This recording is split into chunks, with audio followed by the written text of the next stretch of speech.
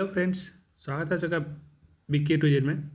ये जो वीडियो है ये क्लास 9 का जो मंथली एग्ज़ाम होगा, जिनका विषय कोड 101 रहता है, और जो संस्कृत या संस्कृत जो एक्स्ट्रा में रखते हैं, मतलब संस्कृत जो लैंग्वेज रखते हैं उनके लिए ये वाला ज़रूरी होगा। तो ध्यान से इस वीडियो को सुनिएगा, 1 से 2 बार तो आपको याद हो जाएगा। और ये हिंदी है तो सभी के लिए भी हो सकता है, ऐसा कोई ज़रूरी नहीं कि जिनका विषय कोड है वही करेंगे, क्योंकि ये किसी भी एग्ज़ाम में आता है तो आप दोनों देख लेंगे तो अच्छा ही रहेगा। तो जैसे कि उच्चारण स्थान से क्वेश्चन आता है, उसके बाद कुछ शुद्ध करने के लिए क्वेश्चन आता है, और भी जो भी आता है, जो मेरे हिसाब से लग रहा है कि ये सब टाइप का आता है, तो वो सब अपने हिसाब से कर दिए हैं। 1 से 2 बार देखिएगा तो आपको याद भी हो जाएगा और किसी भी एग्जाम में काम भी आएगा। तो ध्यान से इस वीडियो को सुनिए। शुरू करते हैं। या का उच्चारण स्थान, तो देखिए य, र, ल, ये सब का उच्चारण स्थान जो आता है ना, तालु से होता है। तो ध्यान रखिएगा, या का उच्चारण स्थान तालु। अब कभी भी लिखने के लिए आ सकता है कि ये शुष्क कैसे लिखा जाता है। तो देखिए शुष्क जो है ना, सु तालाब सा वाला आधा सा और का ये सही लिखा हुआ है, तो शब्द कहीं सही लिखने के लिए आ गया। शुष्क कभी कैसा होता है, तो शुष्क को देख लीजिए ऐसा होता है। पेपर जो हम लोग पढ़ते हैं, न्यूज़पेपर, ये कौन सा लिंग है? तो पेपर जो हम लोग पढ़ते हैं ना, वो पुल्लिंग है।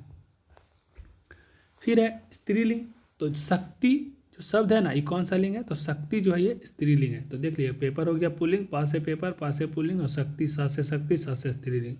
ऐसे करके आसानी से आपको समझा दिए। फिर एक आता है कि चिन्ह को पहचाने की विस्मय बोधक चिन्ह कौन सा होता है?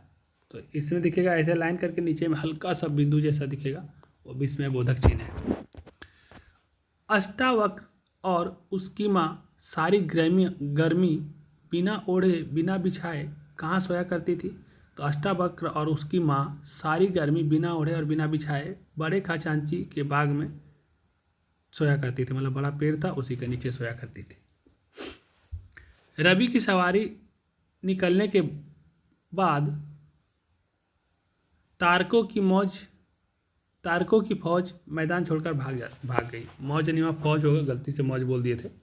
कि रवि की सवारी निकलने के बाद जो तारकों की फौज थी ना, वो मैदान छोड़कर भाग गई थी। उसके बाद है केदारनाथ अग्रवाल हिंदी के प्रगतिवादी धारा के प्रमुख कवि हैं। ऐसा क्वेश्चन आ सकता है कि केदारनाथ जो हैं वो हिंदी, मतलब केदारनाथ अग्रवाल हिंदी भाषा के कौन से कवि माने जाते हैं? तो उनको आप लिखिएगा कि प्रगतिवादी धारा के कवि माने जाते हैं केदारनाथ अग्रवाल। फिर एक टॉलस्टॉय हैं, जिनसे गांधी जी भी प्रभावित हुए थे। तो ये टॉलस्टॉय के घर में लेखक राजकुमार जब वहाँ पे गए थे तो एक प्रसिद्ध पुस्तक देखे और उसको संकलित किए। तो प्रसिद्ध पुस्तक था यूरोप के स्केच से, मतलब टॉलस्टॉय के घर लेखक के राजकुमार यूरोप के स्केच से प्रसिद्ध पुस्तक से संकलित है। मतलब टॉलस्टॉय के घर जब लेखक गए तो उसके राजकुमार शुक्ल जो थे, यूरोप के स्केच से वो जो प्रसिद्ध पुस्तक था उसी से वो संकलित है। फिर है पटना चित्र शैली का प्रमुख चित्रकार। तो देखिए पटना चित्र शैली के प्रमुख चित्रकार में राजा रवि वर्मा लोग टिक मार देते, इसलिए हम यहाँ पर लिख के इसको काट दिए कि ध्यान रखिएगा कि राजा रवि वर्मा को टिक नहीं करना है। पटना चित्र शैली के प्रमुख चित्रकार में जयराम दास, सेवक राम और भी लोग हैं। तो आपका ऑप्शन में ये दोनों में कोई एक मिल जाएगा, जयराम दास या सेवक राम। तो जयराम दास का ज़्यादा चांस है, तो जयराम दास को टिक करेंगे।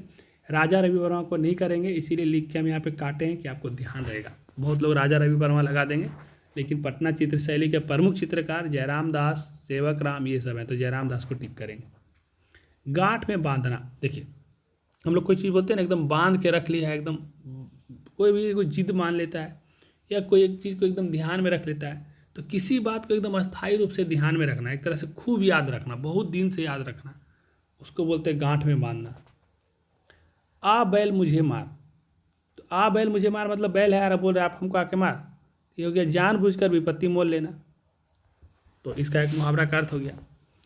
गंगा का पर्यायवाची मतलब होता है एक जैसा। तो गंगा भागीरथी एक ही है, तो भागीरथी ही आगे चल के गंगा बन जाती है, और ये गंगा का पर्यायवाची भागीरथी हो जाएगा। जागरण का विलोप यानी उल्टा, जागरण मतलब जगा हुआ है, तो उसका उल्टा क्या होगा? नींद में है तो निंद्रा हो जाएगा। नारी शब्द का अर्थ क्या होता है? तो नारी शब्द का अर्थ होता है औरत। और इस पेज को भी ध्यान से देखिए।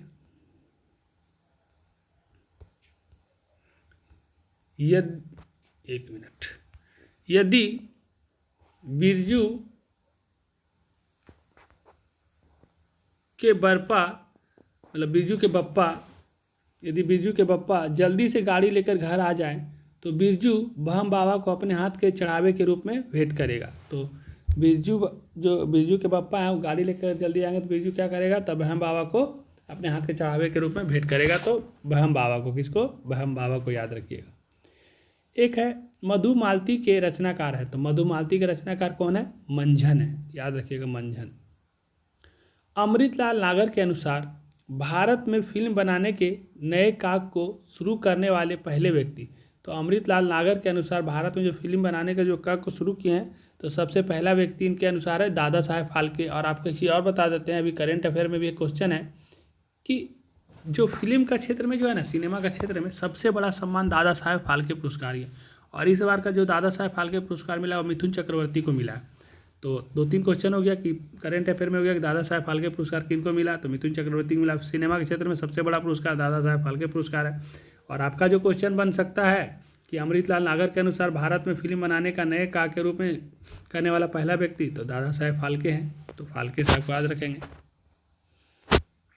कावित्री महादेवी वर्मा ने अपने जीवन में आंसू को अभिव्यक्ति का महत्वपूर्ण साधन माना है। मतलब कावित्री जो महादेवी वर्मा है वो अपने जीवन में आंसू को अभिव्यक्ति का महत्वपूर्ण साधन माना है। भिखारी ठाकुर की मंडली कौन सा नाच हो रहा था, तो भिखारी ठाकुर की मंडली में लोंडा नाच की मंडली थी। भिखारी ठाकुर की मंडली लोंडा नाच की मंडली थी। उसके बाद 2 स्वरों के मेल से, देखिए 2 स्वर मिलेगा ना तो स्वरे संधि होगा। तो 2 स्वरों के मेल से जो उत्पन्न विकार होता है या जो परिवर्तन होता है रूप में, उसको स्वर संधि कहेंगे। स्वर का मेल होगा तो स्वर संधि ही होगा। भर पेट, कोई भी चीज़ जब बहुत ज़्यादा हो जाए ना तो अव्ययी भाव हो जाता है, बस ऐसे ध्यान रखिएगा। जो देखने में प्रिय लगता है, तो देखने में प्रिय मतलब प्रियदर्शी है, देखने में प्रिय है। तो लड़के ने पुस्तक पढ़ी मतलब है, लड़के ने पुस्तक पढ़ी है मतलब अभी तुरंत पुस्तक पढ़ी है, तो अभी तुरंत में पढ़ा है, तो क्या हो जाएगा कि पढ़ लिया हो, तो पढ़ लिया मतलब काम पूर्ण हो गया और वर्तमान में है। तो लड़के ने पुस्तक पढ़ी तो पूर्ण वर्तमान काल हो जाएगा। वर्षा के लिए मेघ चाहिए, अब देखिए वर्षा के लिए कर्ता ने कर्म को करण से, तो संप्रदान के लिए तो संप्रदान लिखेंगे यहाँ पर। कौन सा हो जाएगा कारक, संप्रदान।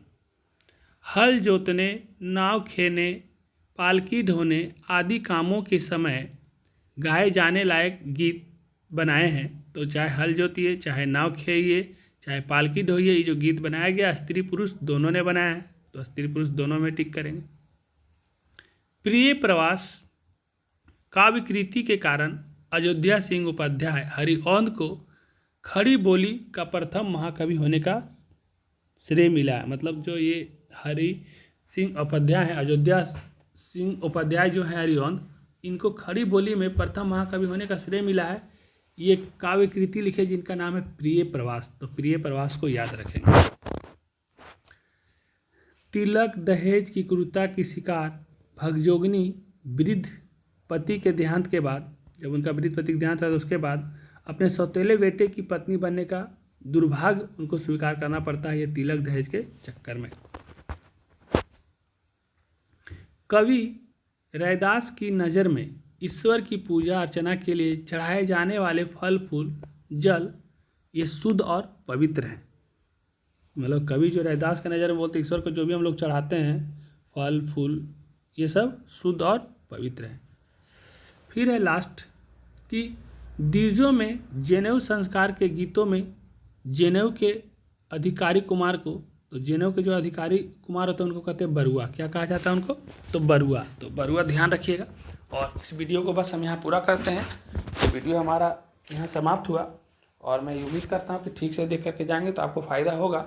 और अगर आप लोग का एग्ज़ाम में ऐसा क्वेश्चन आए तो ज़रूर कमेंट करिएगा और अच्छा लगे तो लाइक शेयर और सब्सक्राइब करिएगा। लेकिन जो एक बार सब्सक्राइब कर लिए दोबारा मत करिएगा, जो नहीं किए वो करिएगा। तो इस वीडियो को समाप्त करते हैं। धन्यवाद।